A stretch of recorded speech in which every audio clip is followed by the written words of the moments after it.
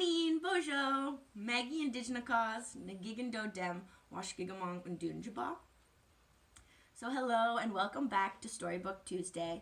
I'm Maggie, and this week we'll be reading Morning on the Lake. Morning on the Lake, written by Bourdeau Waboose, illustrated by Reczuch. Morning. Morning is calling. It is time. I hear my grandfather's slow, quiet voice in the distance. There is no need for him to say it again. I jump out of bed, rub the sleep from my eyes, and pull on my t-shirt and pants. As I run to the lake where he stands, waiting, I see his large silhouette against the pink morning sky. He is staring out at the cool, calm water. Morning mist looks like a gray blanket covering the lake. The sun is a big orange ball hiding behind the trees. I imagine it being pulled up by spider strings. "Oh, I'm ready, Mashomis," I yawn between the words and cover my mouth with my hand. I must be wide awake this morning. Grandfather turns to me and smiles. He is wearing his favorite old straw hat. It has the feather of a hawk stuck in the band. I found it for him when we were walking through the bush. On his feet are moccasins, plain moccasins. No beads, no fur, no quills. He made them himself from moose hide. He made me a pair too, just like his. Grandfather looks down at my feet, so I look down. I wiggle my bare toes. Grandfather slowly shakes his head from side to side. Then he grins. I grin too. "Come, Notion," he says in his gentle voice. He motions to the water's edge. His birch bark canoe is waiting there for us. Long ago, when I was little, I watched Grandfather make his canoe. He told me that when I was bigger, I would make one just like him. I will too. Grandfather stretches out his steady, strong arm. I hold onto it and climb into the canoe. It feels wobbly, so I sit very still. We begin to drift away from shore. Because I am in the front looking out, I cannot see my grandfather's face, but I know that he is smiling. I hear the dip of his paddle on the water and imagine many tiny bubbles trailing behind us on the glassy surface. I watch my reflection on the water as we glide. It is still in the early morning. There is no wind and it feels cool and damp. Everything is silent, except for the sound of the paddle. Grandfather stops the canoe in the center of the lake. He does not speak. This is his special place. Morning is his favorite time, and so it is mine. We wait. We listen. We peer into the thin vapors lifting from the lake. It is so very quiet that I'm afraid to breathe, for I do not want to disturb this tranquil wilderness that encircles us. Then we hear it. A low, mellow, haunting hoot echoing across the water. And then another call. And another. I shiver, but I am not cold. "Mashomis, did you hear that?" I try to whisper, but I am not quiet enough. I see Grandfather raise his finger to his lips and then point. And I know that I must not speak again, but I cannot hold back my gasp. There in front of us are 4 loons. A father and a mother with 2 fluffy gray babies on her back. The male loon moves closer to the canoe. He is not afraid. I wonder if I should be. I can see the loon's white striped necklace. His shiny black back is decorated with white squares and dots. The loon is looking straight at Grandfather with his small red eyes. He stretches his silken neck up and then strikes his strong wings on the surface of the water. I feel the spray wet my shirt. I do not move as I watch the loon circle our canoe in a dance. Then, giving a sudden, wild yodel, he dives with a powerful force. My heart is pounding. I want to speak, but I dare not. I know the loon has reminded us that the northern lake is his home. Grandfather has told me that our ancestors have given our people many stories of the great loon. This morning on the lake is our story.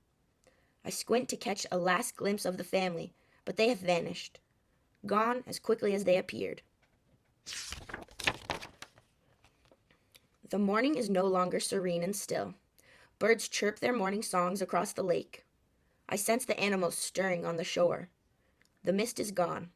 The sun, full and warm, shines bright above the trees. The wind ripples the water. The leaves sway gently in the scented breeze. I feel that it would be all right to speak now, but I have silence on my tongue. No sound comes from the back of the canoe. I turn around to see Grandfather. He is smiling. I glance at my own reflection on the water, and I am smiling too, just like Grandfather. Noon. Grandfather is looking up. I know he is searching the sky. Grandfather is wise and knows many things. He says I will too. When, Mishomis, I ask. In time, he answers. Wisdom will come. I stand beside Grandfather. I look up and search too. The sun is low on the horizon. I feel the wind's wings warm on my arms and legs. Grandfather speaks softly. It is time. We will go. I want to jump up and down and make a lot of noise, but I do not. For where we are going, only silence is needed. We leave before the sun climbs to the center of the sky. I follow Grandfather like a shadow. Quietly, quickly, he moves like a fox over the familiar path of the forest floor. I know that many animals have made this trail as they walked beneath the ancient white pines that whisper and past the singing water of the river. But I don't see any of them today, only Grandfather ahead of me. I try to stay close behind, but it is not easy keeping up with his strong, silent strides. I stop a moment to taste a plump purple berry from a Saskatoon bush and then hurry on. I am hot and thirsty. There are beads of sweat on my nose. I am getting tired, but I do not slow down. Finally, Grandfather stops. We are almost there. Almost. He turns to me and smiles. You travel swiftly with soft steps. That is good. Now you must show strength as well. He points to a rocky cliff and then tussles my hair with his long fingers. His dark brown eyes are bright and catch the sun's reflection. Are you ready, Notion? I wipe the sweat from my nose, take a deep breath and nod. I am, Mishomis. Before we begin our climb, I watch my grandfather's strong brown arms reach out and spread open to the turquoise sky. So I, too, stretch my arms high. Grandfather looks at me and nods. As I climb, I can feel each rough groove etched in the face of the cliff. Its surface is hot and dry under my sweaty palms. My fingers are red and tingly, and I feel the hard ridges of rock pressing against my bare knees. The cliff is steep, so I avoid looking down. Although I am not afraid, I am tiring. I keep up with Grandfather, but my legs feel as heavy as rocks. I cannot let this slow me, for I know that many ancestors have climbed here before me, and before Grandfather too. I imagine each foothold formed through time by their steps. Finally, we reach the top. The sun is high. It is very still and quiet. I can look back now, but as I turn, I notice a large shadow cast down on the ground. I quickly look up but cannot see what has made the shadow. Instead, I see thin birch trees waving in the soft breeze. It is strange because I cannot hear the leaves rustling. Neither can I feel the wind cooling my skin or smell the dry moss under my moccasins. Up here, I stand closer to the noon sun, yet I do not feel the heat, nor do I have to shield my eyes from its brightness. Grandfather sits down and motions for me to sit beside him. I do. He does not speak. Neither will I. This is his special place. Noon is his favorite time, and so it is mine. We look out over the fast-flowing river and the thick green forest below. I can see with bird's eyes. I feel that I am soaring, touching the endless sky, floating through powder-white clouds, flying free high above our world. Very still we wait, perched on top of our rocky nest. I can hear my own breathing. It is loud. I cannot hear Grandfather's. I wonder if he is holding his breath. I want to look at him, take one quick peek, but then I see a powerful bird in slow motion, alone and gliding. In silence he moves with smooth, graceful strokes. Around and around he circles us with wings reaching like mother's arms. Motionless we watch. The great eagle. Suddenly the eagle is looking at me. He is coming in my direction. Faster and closer he flies. I do not move, not one part of my body. Oh, how I want to hold on to Grandfather, but I do not. My heart is pounding like the beat of the drum. And then the eagle swoops down. I can hear the rapid rhythms of strong wings. I want to squeeze my eyes shut, but I keep them open, watching. He is here. His scent fills my nostrils. I feel talons combing through my hair with a gentleness I cannot explain. Then he is gone, as swiftly as he appeared. I let out a long breath and look at Grandfather. He is smiling, a very big smile. He points to the ground. There before us lies a long, soft eagle feather. I feel Grandfather's warm, strong hands holding my shoulders as he speaks. Notion, our people see the eagle as a powerful messenger. His presence is a sign of honor and wisdom. As the great eagle is a proud protector of our people, I am a proud Mashomis of my Notion. And so I too am proud, just like Grandfather. Night.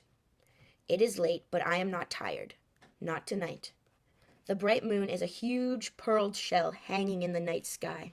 1,000,000 stars like tiny fireflies light our way. It is quiet. I point my chin up as far as I can and howl at the moon. The sound echoes back. Eyes wide, I scan the sky in the 4 directions. The warm evening breeze brushes my face like a moth's wings. It plays with my hair. As I walk, I feel the sweet grass sweeping against my legs. My nostrils fill with its sweet odor. It is the same as the smell of the sweetgrass basket Grandfather made for me. I shall make one too someday, but not tonight. Grandfather's voice breaks the silence. Have you found it yet? Yes, I see it. My arm shoots up, finger pointing high. Grandfather chuckles.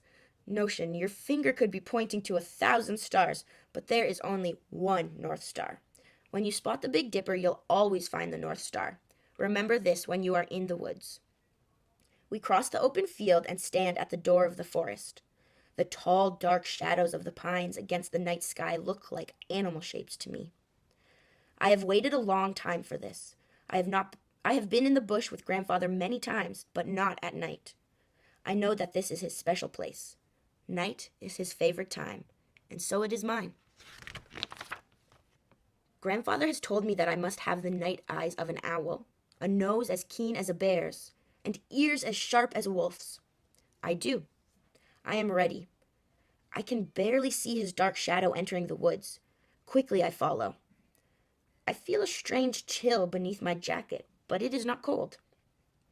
The air in the forest is damp and smells of cedar roots, spruce needles, and fishing worms. The thick arms of the huge trees block out the moonlight. I try to use my owl eyes, but they are not working very well. I feel the forest floor with my moccasins and lift my feet high with each step so I will not stumble over fallen branches. I cannot hold my silence and excitement any more. Mashomis, I whisper, when will we see the night animals? Where are they? He does not stop to answer, and his shadow in front of me moves quickly. I imagine that Grandfather is a bear or a moose traveling these woods in the dark. Yet he moves too swiftly and silently for either of these large animals. I quicken my pace and follow close behind him. Suddenly, a bone-chilling howl pierces the silence. I gasp and whirl around. I am able to see now in the blackness. There are 2 yellow eyes staring, looking right at me. I hear the heavy panting of this night animal. I am trembling. I try to turn in Grandfather's direction, but cannot. My moccasins stick to the earth's floor like tree sap. They will not move. My arms feel pinned to my sides, but my owl eyes clearly see large yellow teeth, and I can smell the stale breath. I want to shout out, I don't want to be here, but the words are not there. Neither is Grandfather. So I speak without sound. Mashomis, where are you? Can you not see me? Do you not hear this night animal? Mashomis, where are you? Then I hear his low, familiar voice. Notion, do not move. Stay very still. The wolves will not harm you. Wolves? I can't believe my ears. Is this really happening? Be brave. Show no fear. They mean you no harm. Stand very tall and straight. and do not turn your back to them. I can hardly hear grandfather speaking. I try to be brave. Slowly pulling my shoulders back, I stretch my body as tall as I can. My eyes widen. There in front of me are several shaded figures, all with yellow eyes and yellow teeth, staring at me. A pack of timber wolves. The leader is still and erect, ears pricked forward, tail and head held high. I wish with all my might, go away, please go away. It seems that a long time has passed. The wolves have not moved, and neither have I. Just as I am sure that my body will shake, the leader slowly, silently backs up. He holds his silver-furred throat high and gives one quick, eerie howl at the moon. As quickly as they appeared, they are gone, hidden by the cloak of the shadowy woods. I can hear myself panting. I cannot stand up another moment, and then I feel grandfather's strong arms around me, holding me tight. They are warm and comforting. I am safe here. I hear grandfather's soothing voice. My brave notion, you are strong and growing wise. Do not fear, but respect the wolves. They are like our ancestors, moving freely about the land with their families. The wolves have welcomed you, for you too are a night animal in these woods. I can barely keep my eyes open as I climb onto grandfather's back for the walk out of the forest. He moves as though I am not heavy, yet I know I must be. Mashomis, I yawn. Can we come back tomorrow night? I hear his chuckle trail across the open field of sweetgrass. Miigwech for listening. I hope you enjoyed. Be sure to tune in next week.